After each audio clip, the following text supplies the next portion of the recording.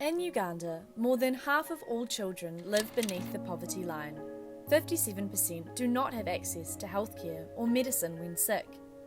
And 85% of children with disabilities do not receive education through special or inclusive schools. But the reality is much harsher.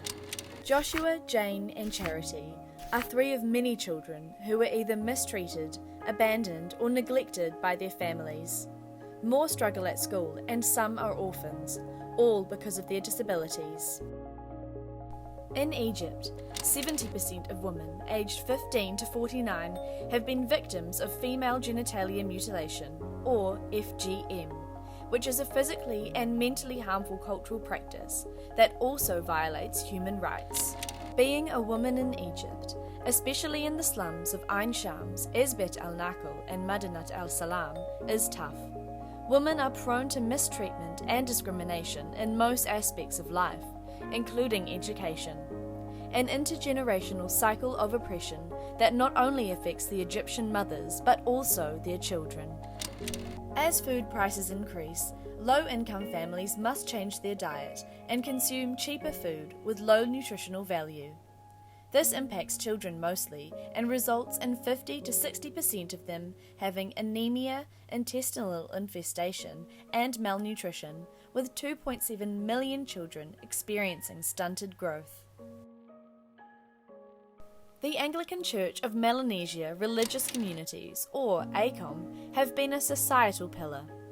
Throughout the year, they have organised religious programs, mission activities, and festivities, welcoming both Anglican and non-Anglicans in the thousands. However, hygiene and sanitation is still a major issue here. 45% of the population of the Solomon Islands practice open defecation because of poor hygiene standards and lack of facilitation. Members of these religious communities, as a result, suffer from chronic illnesses like malaria and diarrhea.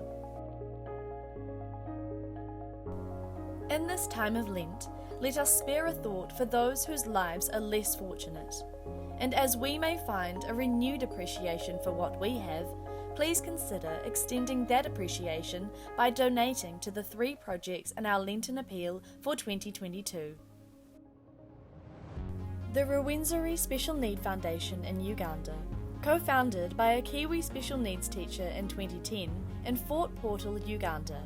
In 2020, the foundation helped just under 400 children suffering from various forms of disability. Not only did they provide treatments, care packages and vocational training, they also took a regional approach in providing livestock and garden packs to the families of those children, so that they may have the means to build their own livelihoods. COVID-19 has made it difficult for the Foundation to continue their work. This is why your support is urgently needed. The 3 EpsicoCare community centres were strategically established in Ain Shams, Esbet al-Nakhl and Madinat al-Salam. They aim to conduct medical checkups for 120 children. Treatments and nutritional meal kits will be provided to those in need. Furthermore, these centres want to run awareness sessions for mothers enrolled in their program.